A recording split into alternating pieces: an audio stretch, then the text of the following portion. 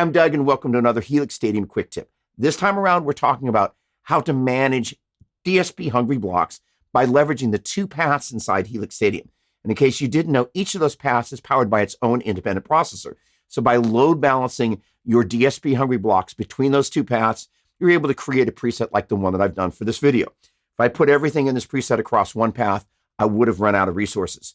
Speaking of which, down below, there's a link to the preset that I created for this video. You're welcome to download that. There is also a link to the template I created from that preset. You can download that as well. Either of those you can import in your Helix Stadium. The benefit of using the template is you can punch out as many presets as you want, move stuff around, break it, throw it in the trash, and create another one from the template. Easy peasy. As it relates to this particular preset, associated with Snapshot 1 is the sound that you heard at the top of this video. And that is an independent signal chain all mapped out on the first path. And the DSP-hungry blocks there were the Polycapo and the Brit 2203 MV. And that's one of the new Agora amp models.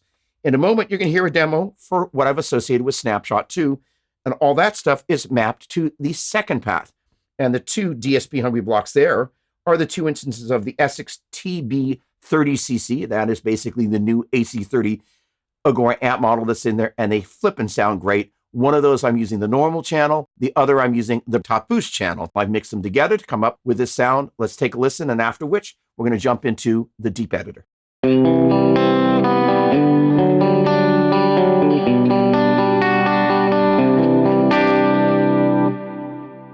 So Snapshots 1 and 2 both utilize the instrument 1 input on the back of your Helix Stadium. And paths 1A and 2A and B both utilize the matrix outputs. However, the routing to make that happen is done through these blocks right here. And I've created a wireframe preset to demonstrate how that's done. All right, so for this wireframe preset, I've gotten rid of everything except for the trio of amp blocks and these gain blocks. And as a quick reminder, regardless of whether on Snapshot 1 or Snapshot 2, the input is coming from instrument 1.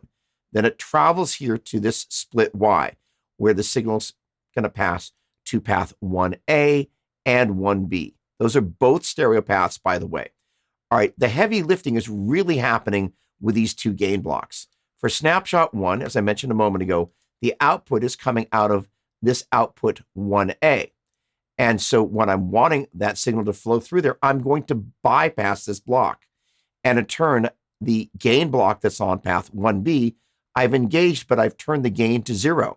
So basically 0 signal is passing through to here. Now, conversely, when I switch over to Snapshot 2, the opposite is happening. That is to say, I've engaged the gain block on path 1A. That's set to 0 gain. So that's effectively muted. And now the signal is passing through path 1B here. The output is set to path 2A and B here. That's the input for that right there. And then we get to another split Y block. And that's where we're going to split the signal between these two AC30s across path 2A and 2B. Note that the balance for path 2A is split to the left, and the balance for path 2B is split to the right. Those merge together here, and the signal is routed out of the main matrix. So now we're going to add some cab blocks. And of note is this little gold link icon underneath these two blocks. When I added this amp block, this cab block was linked and automatically got added to that path. Now, the same thing happened down here. The thing is that those two mono cab blocks that were there were a bigger hit to the processor than that stereo cab block I added here. So I ditched those two blocks for this one. And as you might imagine, the left speaker, I've got pan to the left, and the right speaker, I've got pan to the right. And in so doing, by getting rid of those two cab blocks, I afforded myself a little extra DSP real estate, which is help when you want to add more blocks over here or over here. So now we're going to add the ingredients for Snapshot 1 to the mix. We've got the DSP intensive Polycapo, we got the 70s chorus, the dual delay, and the dynamic plate reverb. By the way, generally speaking, your reverbs are a bigger hit to the DSP than your delays. Now, if I select any one of these blocks and you look down here, looks like we've still got lots of resources. Not so fast. I select an empty block, and you can see I can't add an amp or a reverb. And further, if I select distortion, I don't have my clon. I don't have my king of tone. I don't have my Prince of Tone. I do have the Timmy pedal. We're going to come back to that in a minute. All right, let's add the ingredients for Snapshot 2. This right here is what's known as the red squeeze. That's really my red Dynacomp. I love that. Anytime I'm using something in the AC30 family, I'm going to be using that compressor. I've been doing that since the Pod HD 500 days. I ain't changing anytime soon. I've added another instance of the dual delay, and in this particular case, I've added the glitz reverb. All right, heading back over to this empty block here, I got nothing. So I've maxed out this path. Now, keeping in mind that I've got a whole bunch of stuff going on here that is super memory intensive, that's understandable. However, I still have one more ace up my sleeve. A minute ago, I talked about my ability to add the Timmy pedal up here. So what I'm going to do for Snapshot 1, which is mapped to the Marshall amplifier, I'm going to bypass this. And I'm going to save that. Boom. Now for Snapshot 2, come on. Snapshot 2, there we go. I'm also going to bypass that. I'm going to save that. Thank you. Okay.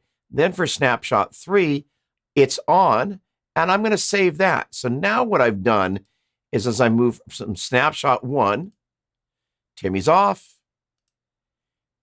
Snapshot 2, Timmy's off. And then for Snapshot 3, I got Timmy on. So that gives me 3 great options with a whole bunch of processing power going on in the background. So that gets us to the end of this Helix Stadium quick tip. If you got any questions about any of this, I invite you to leave them down below. Or even better, you can ask them on my weekly live stream, Doppler's Gear Garage, which airs every Saturday at 9 a.m. Pacific on my YouTube and my Facebook. And if by chance you haven't subscribed to my YouTube channel, I want to invite you to do so. And don't forget to ring the bell so I can let you know when more videos like this are going to go online. With that said, thank you so much for watching. Really appreciate it. Cheers.